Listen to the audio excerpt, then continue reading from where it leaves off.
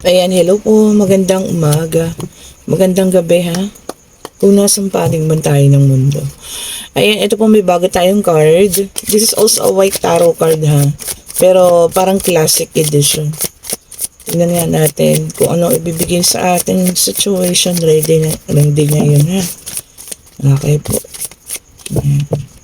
Nag-order ako ng bagong cards para hindi naman ma-overuse yung mga cards na ginagamit na natin. Ano. Although okay pa naman sila. Pero gusto ko yung may kapalitan. Ano. Pero ang hirap pag ganitong bago. Tingnan nyo. Masyado silang madidikit. Super dikit nila sa isa't isa. Oops. Meron tayo dito. 9 of Swords. Ayan. So 9 of Swords yan. Babae. Merong iniiyakan.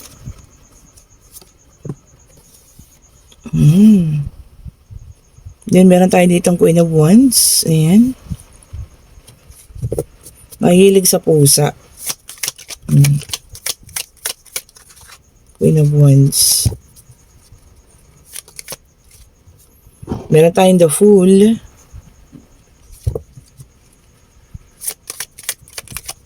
Ang ganda ng illustrate nitong card na to. Makikita nyo.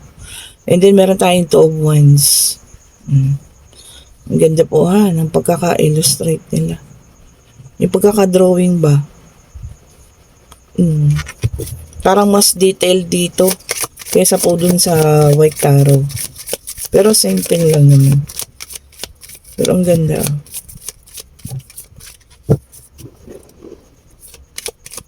Ayan, kailangan pa natin ng 4.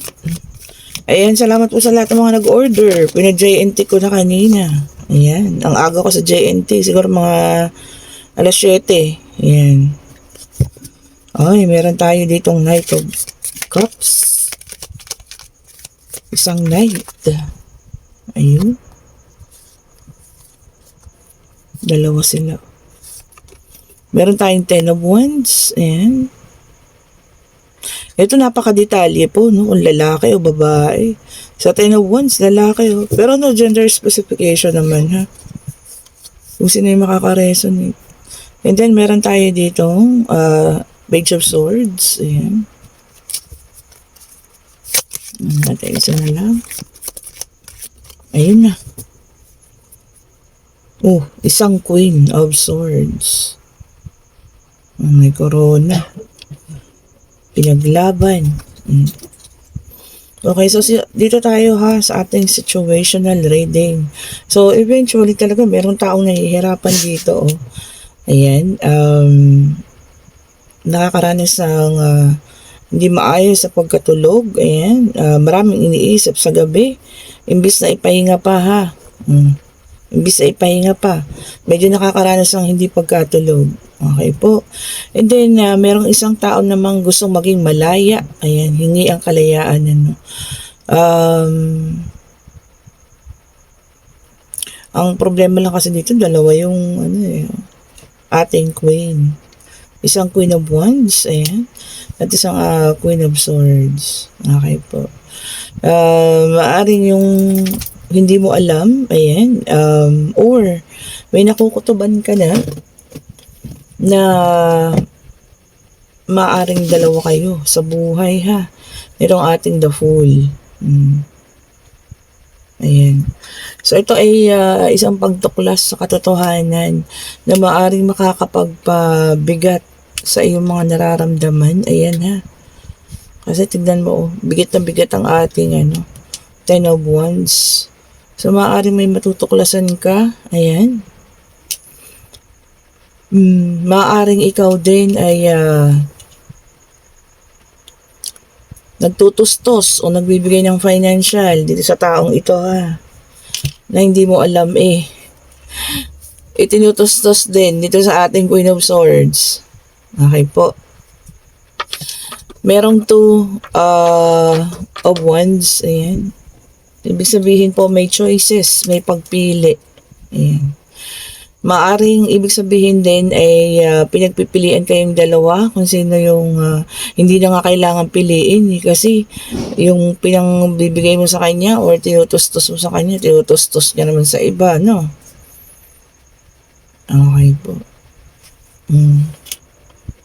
Maaring ikaw ito, pipili ka ng daan kung itutuloy mo pa ba ang relasyon ninyo or hahanap ka talaga ng paraan para malaman mo ang katotohanan. Ano? Meron ditong ipaglalaban, no? Maaring ang ating Queen of Swords, ayan, ilalaban din niya ang pagmamahal niya. Ikaw ang Queen of Wands, sobrang sipag na tao. Yun nga lang, ginawa ka nilang, ang tawag dito, bangko, ATM. Kung anong itinutustos mo sa isa, siya namang binibigay ng isa dun sa isa, no? Yun ang sakit.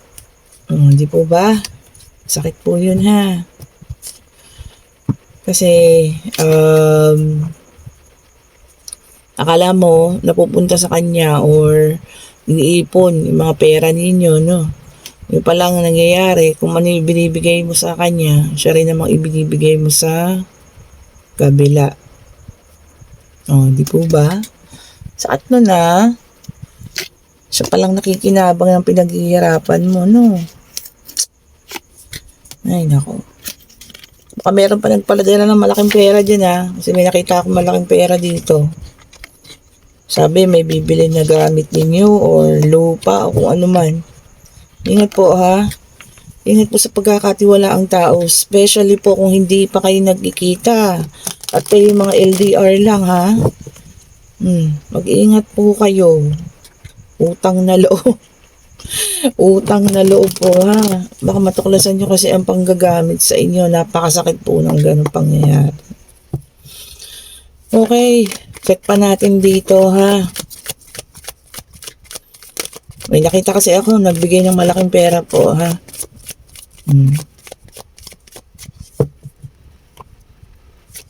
So, yun po. Ginagamit niya sa ibang babae. Yung mga binibigay mo. And then, meron tayong Knight of Wands, which is a fire sign. Kailangan yun ng mabilisang pag-aksyon. Tama. Putulin agad-agad po yan. Para hindi na makapanghot-hot. May romantic proposal nga siya dun sa isa, eh. Hindi pa nga sa inyo, eh. Pero dun sa isa, eh. Di po ba? Malalaman at malalaman niyo yan pag biglang nanlamig yung animal, eh. Nagigigil na naman ako. Ayan, meron po tayong Page of Swords. Ayan. Deception and manipulation.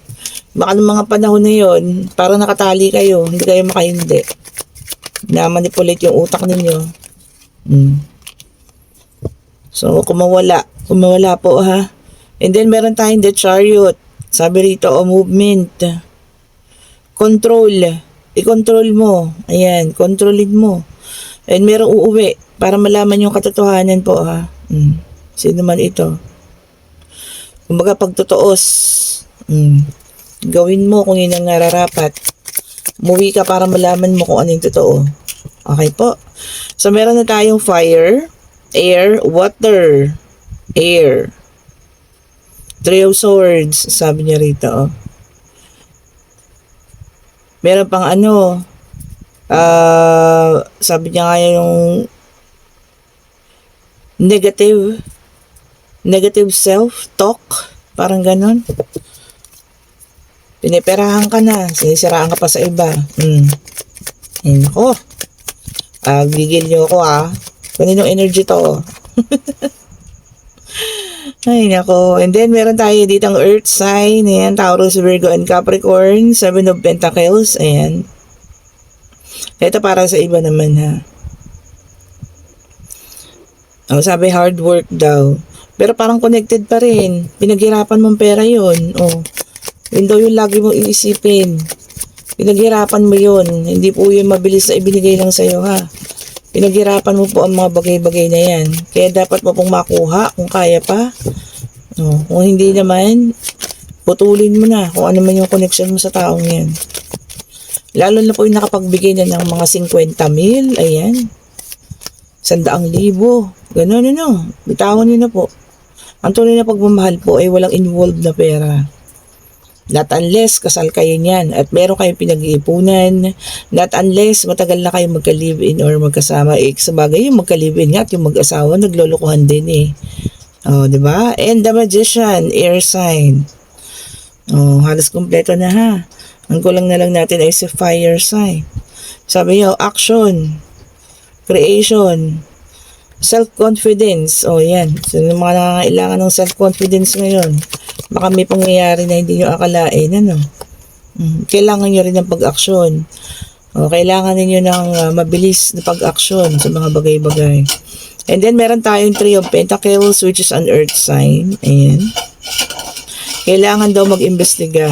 Naku, pertaining talaga doon sa nauna po. Ayaw bumitaw ng ating beraha. Kailangan mag-imbestiga raw para malaman natin ang buong katotohanan. Ayun, may bumaliktad.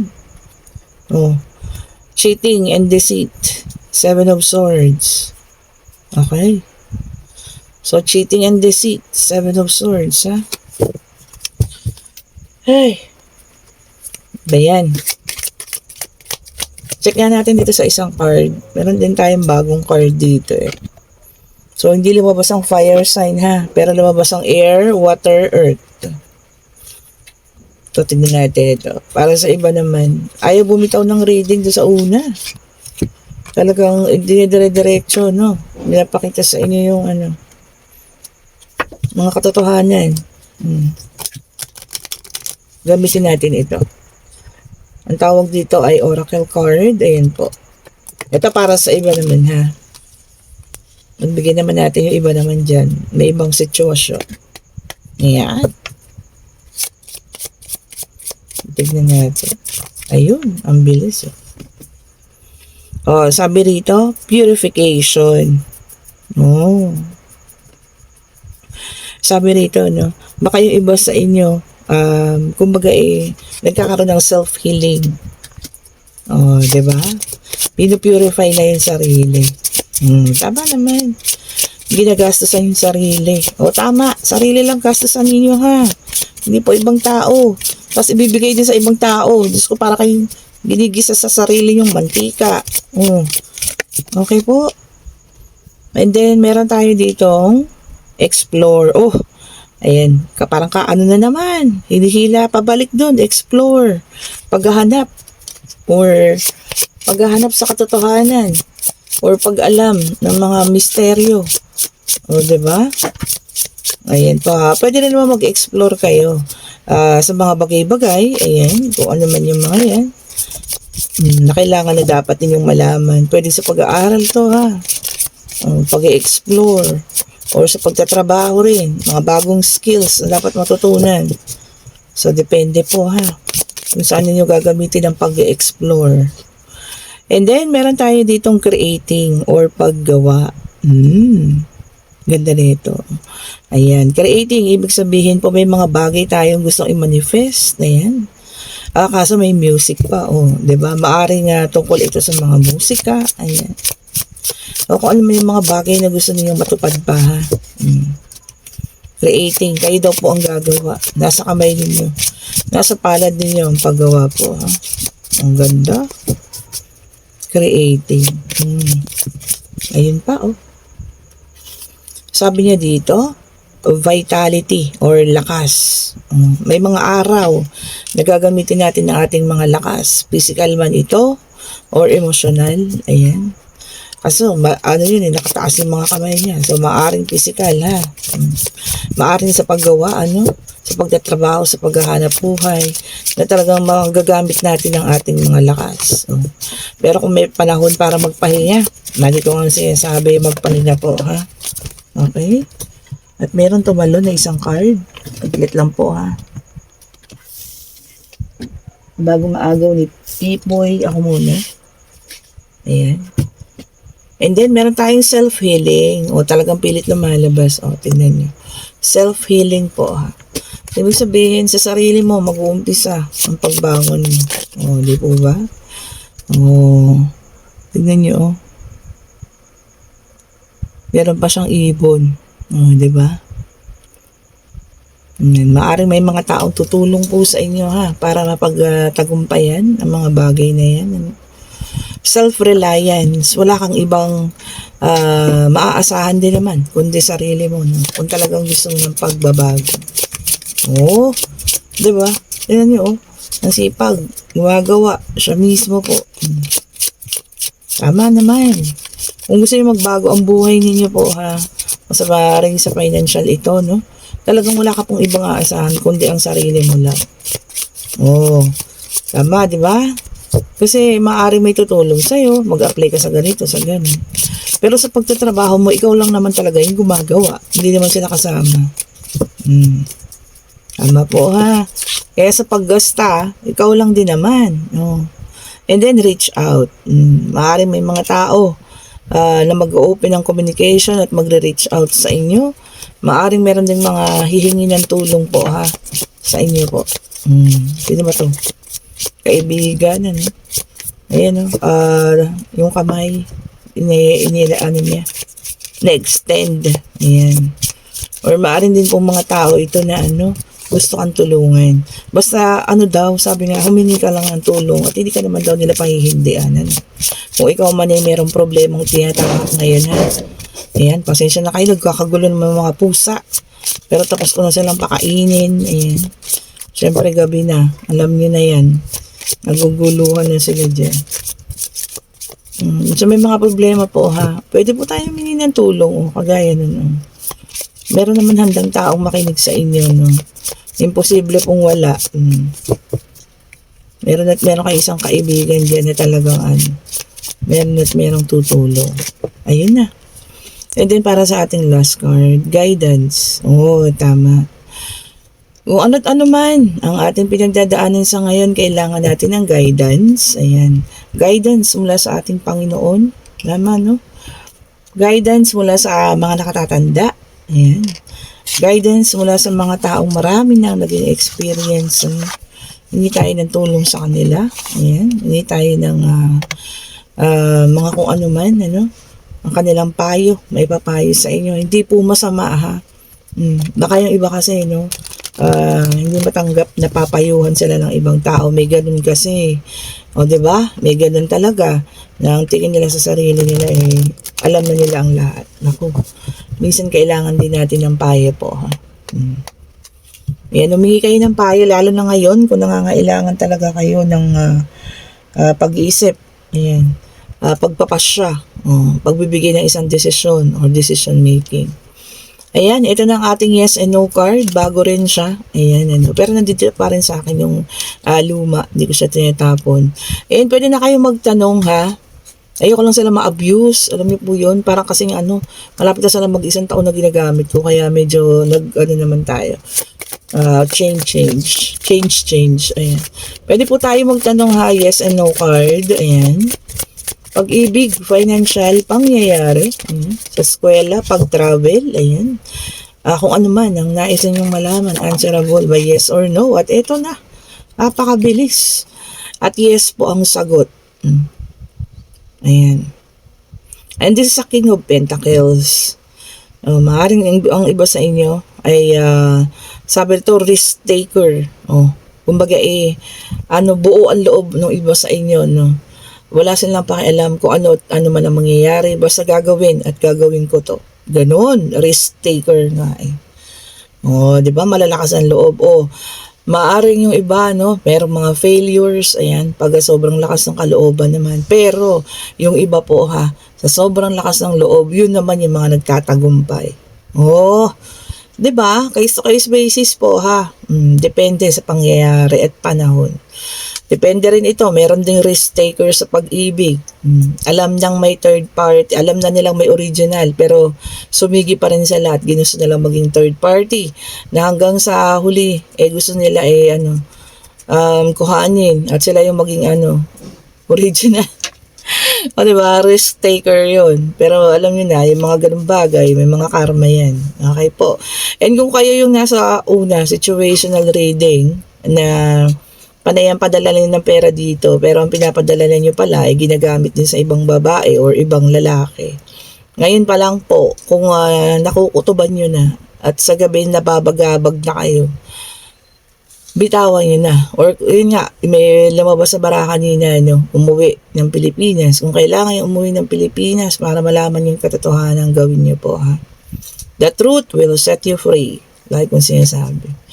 Ayan, and kung nagugustuhan nyo ang ating mga bracelet, mag-order na. Mag-order na. Ayan po ha.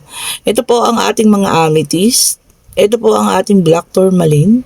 Ito ang ating aventurine. At itong mga maliliwanag na to ang ating mga citrine. Ayan. Meron tayong mga citrine original. Meron tayong mantra. Ayan, may dasal na. Bawat isa may dasal. Ayan, may tatak. And then, meron tayo ditong rose quartz. Ayan po. Para sa pag-ibig din yan, And, syempre, ang ating mga black tourmaline with evil eye, may mantra na rin, and merong luminous. Ayan, pinost ko na sa Facebook po ha, meron na tayong carnelian. Sa lahat po na may gusto ng ating carnelian, magpa-reserve na po kayo, 20 pieces lang yon. And, meron na akong na-reserve, hindi, actually, meron na nga nakatabi para doon sa mga nakapagbayad na kanina, So, madami-dami pa naman, dahil 3 yata yung nagbayad kanina for the carnelian. Pero kung gusto nyo po ha, bago tayo maubusan ulit, ang hirap pong magpa-reserve. Tignan nyo yung sham na binili ko nung nakaraan. Di ba naubos agad? Ang tagal bago po nagkaroon ulit. Ayan, ang dami nagtanong.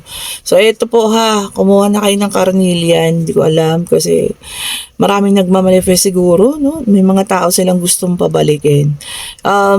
Iba-iba ang dahilan, Hindi natin pwedeng i-judge, po, kung bakit nila gustong pabalikin ang taong iyon. Di tayo judger. Di tayo judger dito. Okay po. Basta kung gusto nyo po ng carnelian, ang carnelian po ang ibig sabihin nito, minamanifest mo ang isang taong magbalik sa buhay mo po. Diba? Manifestation. Sa umaga, ibulong mo pangalan niya sa carnelian at sabihin mo, bumalik ka sa akin. Yun lang. Manifestation po, ha? Manifestation. Ayan, thank you so much po for watching. Have a great day po sa lahat. Today is Monday. Ayan. Hindi ako makakapagpa-reading po ng gabi ngayon ha. Medyo maaga yung pasok natin. Pero bukas po, ayan. Invite ko bukas. Tomorrow is Tuesday. Pa-schedule na kayo. May schedule na ako ng 8 ng gabi. Hello, ma'am. Ayan. Alam mo na kung sino ka. And kung meron may gusto ng maaga, umaga bukas, pwede rin naman po. Ayan ha. Yung hindi ko ma-replyan ngayon, hindi ako makasagot dahil nga po gawal ako sa oras ngayon ha. Papasok na ako ng alas 9 po, kaya ito'y nagmamadali tayo. Pero bukas po mahaba ang ating oras. Ayan. Pwede po kayo magpo-schedule mula alas 7 ng umaga, kahit po hanggang alas 10 ng gabi or alas 9 ng gabi. Okay, pa-schedule na po kayo ha. Hintayin ko ang mga pa-schedule ninyo. Thank you so much for watching po. Have a great night. Pa-like, pa-share, pa-subscribe. Ayan po. And hit the notification bell para lagi kayong updated sa mga bagong videos na ating nire-release po. Bye-bye po sa lahat.